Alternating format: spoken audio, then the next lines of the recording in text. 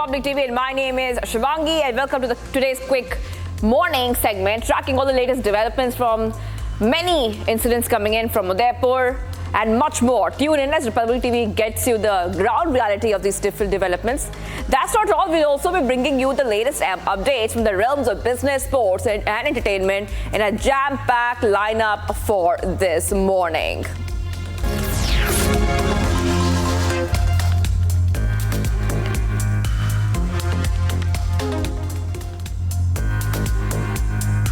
Following the recent Kolkata horror incident, the Home Ministry has issued a new directive to all police forces across India. In this, states and union territories are now required to submit detailed law and order reports to the central government every 2 hours through the email, fax or WhatsApp. This measure has been taken by the ministry to enhance security monitoring and prevent similar incidents from escalating. The directive emphasizes the importance of timely updates to ensure effective oversight and control the situation. Who is doing TPI?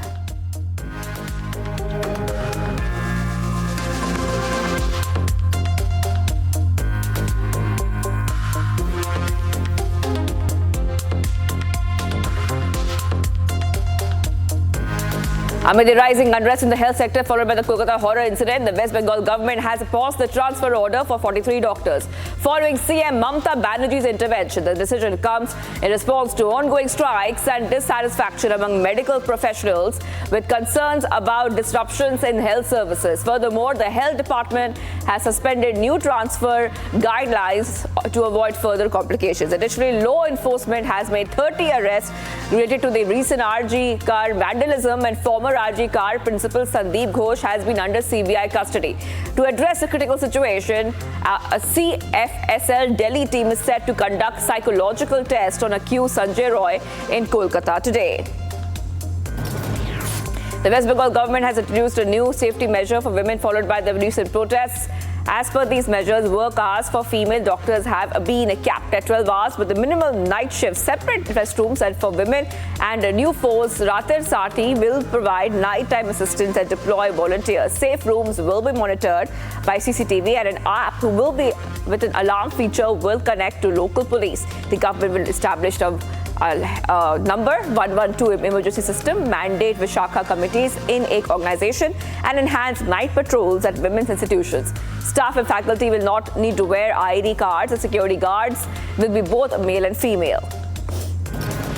Asha Devi, mother of Nirbhaya, has now condemned the recent rape and murder of RG Kar at the medical college and hospital as shameful. She criticized the lack of action 6 days after the incident and expressed concerns over the safety of doctors and the ineffective response from authorities. Asha Devi also further spoke about the ongoing blame game and questioned the CM's role. She called for justice for the victim Abhaya and emphasized that more individuals might be involved. Devi also urged for increased security for the victim's family. External Affairs Minister S. Jaishankar is set to visit Kuwait today. During his trip, he will meet Kuwait's Foreign Minister Abdullah Ali Al Ahya and other key leaders. The visit aims to review bilateral relations covering politics, trade, investment, energy, security, cultural and consular issues, and discuss regional and international matters of mutual interest. Karnataka CM Siddaramiah is said to be prosecuted over the alleged irregularities in the MUDA land allocations. The Karnataka Governor has now granted permission for prosecution, a move Siddaramiah deems unconstitutional and politically motivated. Siddaramaiah has criticized the governor's decision and vowed to contest it legally, claiming the sanction lacks proper authority and is driven by political interest. AICC President Mallikarjun Kharge is expected to meet with Siddaramaiah amid these developments. Karnataka Deputy CM D.K. Shivakumar has expressed strong disapproval of a recent decision by the governor calling it unconstitutional and illegal. He thanked the cabinet members, party workers and MLAs for their solidarity and support. Shivakumar criticized the governor, who represents the president, for going ahead and not upholding constitutional principles and instead acting on behalf of the central government. He asserted that the decision lacks legal validity and emphasized that this entire cabinet has condemned the action, highlighting the absence of proper legal procedures. Udaipur has suspended mobile internet services for 24 hours now, and closed all schools following a stabbing incident that sparked communal tension. This comes after a class 10 student stabbed another boy at a government school, leading to violence in the city. The injured student has been treated at the district hospital while the attacker remains in detention. To assist with the injured student's care, 3 doctors have been flown in from Jaipur. In response to the escalating situation, all government and private schools have been ordered to remain closed.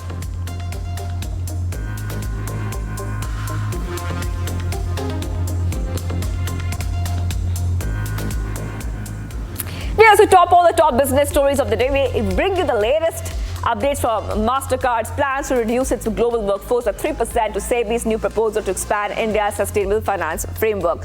Stay tuned as we delve into the key highlights shaping the business world today.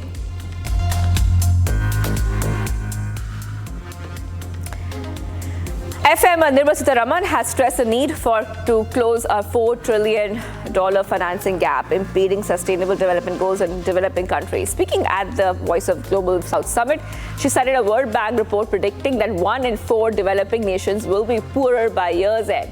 Siddaramaiah further spoke about the need for enhanced social impact and blended finance, improved economic growth and reforms in multilateral development banks, MDBs, to mobilize additional resources. She advocated for comprehensive changes to MDB operations, including fresh capital infusion and better financing strategies to support both low and middle income countries. Leading brand MasterCard plans to reduce its global workforce by 3% or about 1,000 employees as part of a major reorganization strategy. This move aims to streamline operations and focus on core business areas. Most affected employees will be informed by third quarter of 2024. The company, which has a significant number of employees at the end of 2023, will incur a one-time restructuring charge of $190 million in the third quarter of 2024. The restructuring is intended to enhance efficiency, support growth in new markets, and strengthen the company's cyber and anti-fraud units, aligning with its strategic goals amidst a competitive and evolving payments industry. The Indian government has cut the windfall tax on domestically produced crude oil to $2,100 per ton, down from $4,600 per ton. This reduction follows a previous cut on July 31st. The tax on diesel and aviation turbine fuel exports remains at zero. It reduced in July 2022. The windfall tax aims to manage domestic fuel prices by discouraging high-priced exports and ensuring stable local supply. However, the government will continue adjusting the tax bi-weekly in response to global price changes. Oil prices fell nearly 2% on Friday, with the Brent crude setting going ahead around below $80 per barrel due to concerns over weakening demand from China. The largest oil importer, Brent crude, featured a significant decrease per barrel, and WTI crude has dropped in very big numbers. The decline follows troubling economic data from China, including a significant drop in new home prices, slowed industrial output, and rising unemployment. This has led to downward revisions in oil demand forecasts by OPEC and IEA, despite geopolitical tensions in the Middle East potentially affecting supply. Current market concerns are largely driven by China's economic slowdown. Boeing and Lockheed Martin are in talks to go ahead and seal their joint venture United Launch Alliance to Sierra Space, with a deal potentially valued between $2 billion and $3 billion. This sale would make a major shift in the U.S. space launch sector, separating ULA from its major defense contractors and positioning it under a smaller private entity. The previous attempts to divest ULA were unsuccessful, but this deal could enhance Sierra Space's capabilities, particularly for its Dream Chase space plane and private space station. Now, this sale aligns with Boeing's strategy under new CEO Kelly Ortberg, allowing it to focus on core sectors while generating cash. ULA's future has been under scrutiny due to competition and production challenges with its new Vulcan rocket. SEBI has proposed expanding India's sustainable finance framework by introducing new financial instruments, including social bonds, sustainable bonds, and sustainability linked bonds. These ESG debt securities aim to offer issuers more flexibility in raising funds for projects that align with environmental, social and governance goals. Initiative responds to calls from industry groups to broaden sustainable finance options and aligns with global standards. The proposal includes sustainable securitized debt instruments and emphasizes transparency through independent review. SEBI seeks public feedback on the consultation paper until September 6th, aiming to enhance the sustainable finance landscape in India.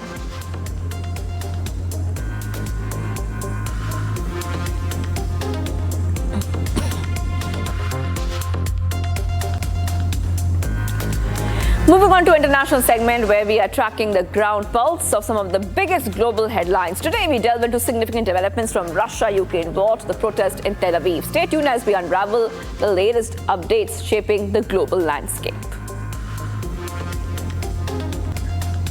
And Tim Walz, the Democratic vice presidential nominee, emphasized his Nebraska roots during his first visit back to the state since joining the national ticket. Speaking to a crowd, Walz highlighted the values of kindness and generosity that his associates with Nebraskans. Walz's visit aims to strengthen democratic ties in traditionally Republican areas, hoping his rural background can help the party gain traction in regions where they have struggled in recent elections. The people in this state are decent people who show kindness, who show generosity. And you know what I also know about this state? Nebraskans don't fear the future. You make the future. But more than anything else, just like here in Nebraska, Minnesota's strength comes from our values. Values of working together, seeing past differences, and always be willing to be a neighbor to lend a helping hand. Yesterday, Vice President Harris rolled out a plan to start building an opportunity economy during our first 100 days in office. Cutting taxes, not for the billionaires, but for the folks in this room in the middle class. Taking on those who will price gouge at the grocery stores and other stores. Lowering the cost of rent and the opportunity to own your own home. Continuing to cut the costs of prescription drugs that we all depend on. And just like we did in Minnesota, relieving medical debt that straps millions of people. Now look, we're positive, but I think we all know Donald Trump sees the world a little differently. Ukrainian military truck was set ablaze following a drone attack on a rural road in Sumy region near Russia's Kursk. Now, the attack highlights the escalating violence in this area, which has experienced a surge in drone and missile strikes since the Ukraine's incursion. In a similar incident, a Russian missile struck the city of Sumy, causing a damage. The attack injured 2 people and affected several vehicles and nearby buildings. Security guards at Joint Base San Antonio Lackland exchanged gunfire with individuals in a passing vehicle. Base spokesperson Stephanie Antosh has confirmed there were no injuries or fatalities. San Antonio police are investigating the incident, with Sergeant Washington Moskosko reporting that additional armed guards were deployed after the initial shooting. The investigation is ongoing, with law enforcement working to identify and locate the suspects involved. Chechen leader Ramzan Kadyrov has extended an invitation to Tesla CEO Elon Musk to visit Russia following a video in which Kadyrov was seen driving a Tesla Cybertruck outfitted with a machine gun. The Chechen leader shown driving the stainless steel Cybertruck through Grozny, the capital of the Chechen Republic. Kadyrov suggested that the vehicle was a gift from Musk, although this has not been independently verified. Mediators are working to resolve gaps in ceasefire negotiations between Israel and Hamas ahead of a critical meeting in Cairo. French Foreign Minister concluding a regional tour that included Tel Aviv and Beirut met with Egyptian counterpart Badr Abdelati. Now, the minister emphasized that the urgency of achieving a ceasefire to alleviate suffering in Gaza and secure the release of hostages, including 2 French nationals. He highlighted the positive nature of recent discussions in Doha, but noted ongoing challenges. Abdelati has expressed the cautious optimism, stating that a ceasefire could be achievable with genuine political will and addressing the existing gaps in negotiations. He confirmed the mediators are actively exploring solutions to these issues. Israeli forces intensify their operations in the Gaza Strip as mediators from US, Egypt and Qatar work to finalize a ceasefire agreement. IDF released footage showing troops and tanks engaged in actions in central Gaza, Khan Yunis and Rafah. The IDF claimed to have targeted militant positions and terrorist infrastructure. The escalation included an airstrike that killed at least 18 people from the same family in Zawaida. Firefighters have successfully contained a fire that erupted in London's historic Somerset House. The iconic building will remain closed to the public as investigations into the cause of the blaze continue. The fire broke out around noon and heavy smoke and flames were rising from top of the building. The firefighters responded with significant operations, employing a 63-meter ladder and creating fire breaks on the roof to control the spread of flames. As the London Fire Brigade continues its investigations, Somerset House will remain closed until further notice. But I think thanks to the efforts of the emergency services, I'm confident that the damage is to one small part of the building. As the London Fire Brigade continue their investigations and operations, Somerset House will remain closed to the public until further notice. Hurricane Ernesto, which made fall on Bermuda, has been downgraded to tropical storm as it continues to impact the British Atlantic territory.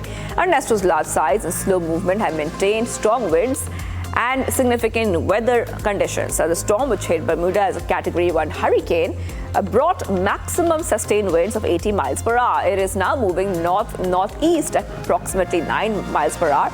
U.S. National Hurricane Center has issued warnings for strong winds, a dangerous storm surge, and significant coastal flooding. We are particularly warning tourists and our own population to stay away from the ocean. Ocean conditions, particularly in the north and the eastern part of Puerto Rico, are going to be very dangerous. Firefighters in Turkey are battling a series of wildfires that have ravaged western regions of the country for a third consecutive day. According to Turkey's Disaster and Emergency Management Directorate, over 131 forest fires have erupted across the nation in the past week. While most fires have been contained and 5 major blazes continue to threaten, the intense heat, low humidity and strong winds are complicating efforts to control the fire.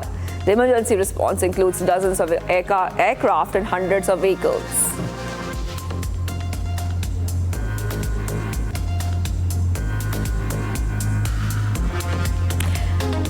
The Venezuelan opposition, led by Maria Corina Machado, rallied in the streets of Caracas, continuing their challenges against the government's handling of the July 28 presidential elections. Machado, leading a caravan of supporters, reiterated claims that her candidate, Edmundo, had won the election against President Nicolas Maduro. As demonstrators waved Venezuelan flags and chanted "Freedom, freedom," Machado addressed the crowd from atop a truck, criticizing the lack of transparency in the electoral process.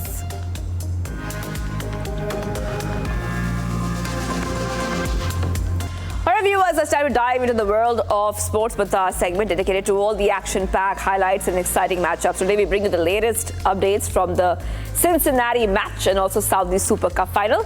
Keep listening to all the buzz right here in our next segment. Let's go ahead. Cristiano Ronaldo and Al Nassr has faced a defeat in the Diriyah Saudi Super Cup final, falling 4-1 to Al Hilal. Despite Ronaldo's early goal just before halftime, Al Hilal has now turned the match around with a stunning second-half performance. The victory was sealed by Malcolm in the 72nd minute after a crucial mistake by Al Nassr's goalkeeper Bento. The loss denied Ronaldo his first domestic trophy in Saudi Arabia.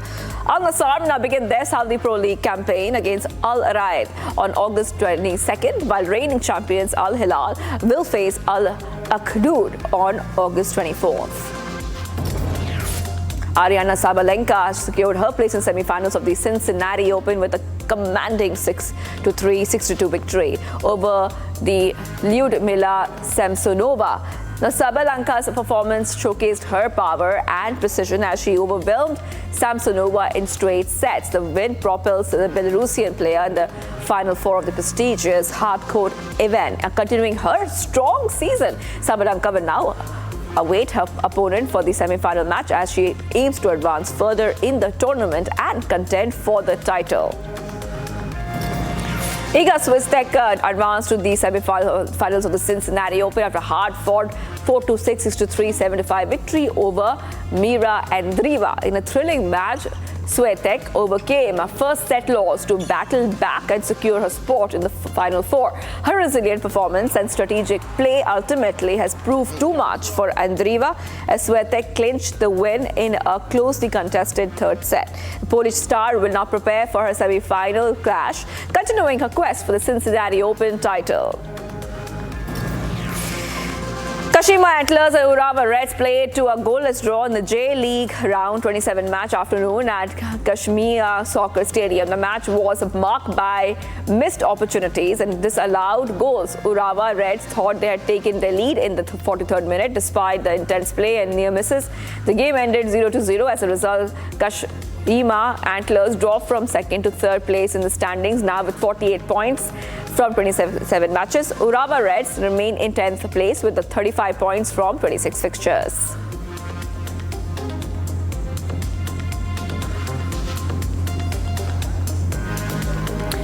Now, tracking the bus, it's time to delve into the world of entertainment. Today, we bring you the highlights from the parades in the India Day Parade in New York and Sarajevo Film Festival. We are, in fact, getting you all the latest from the world of entertainment this morning in our next segment. Let's get started.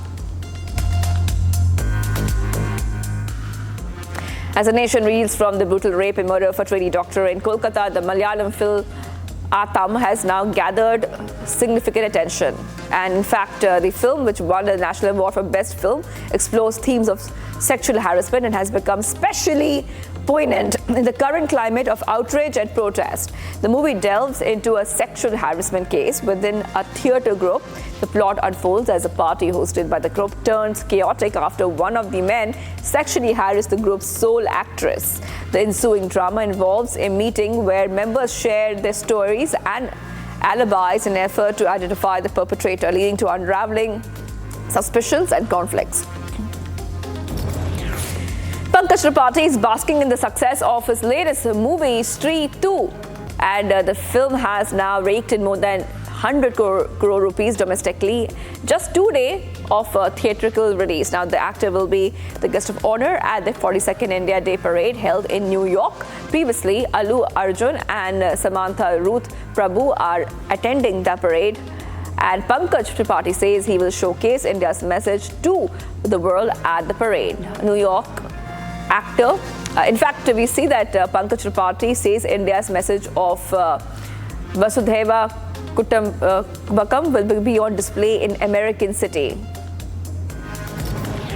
The Sarajevo Film Festival marked its 30th anniversary with a grand opening ceremony at the Sarajevo National Theatre. The festival's director has expressed both pride and forward-looking optimism. He stated that it is great to open the 30th edition of the festival of this year, and it is also a time to look back and reflect on what it has been. The red carpet saw a host of distinguished guests, including many of guests such as Palestinian filmmaker Elia Suleiman, who was honored with the Honorary Heart of Sarajevo Award during the ceremony.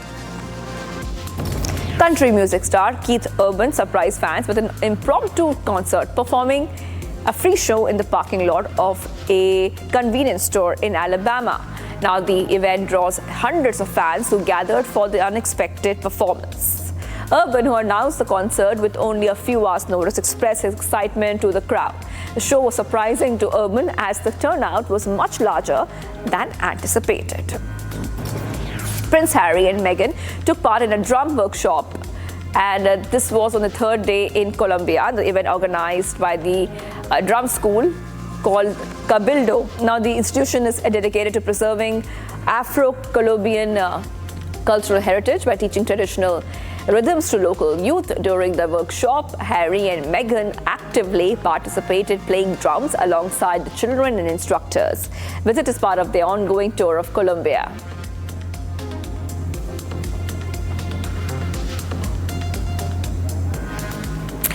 And it's a wrap in our segment of Quick Morning. Don't go anywhere, viewers. We'll be right back with the top headlines and biggest stories only on Republic TV. Coming up next, we will go live this morning from 7 a.m. onwards.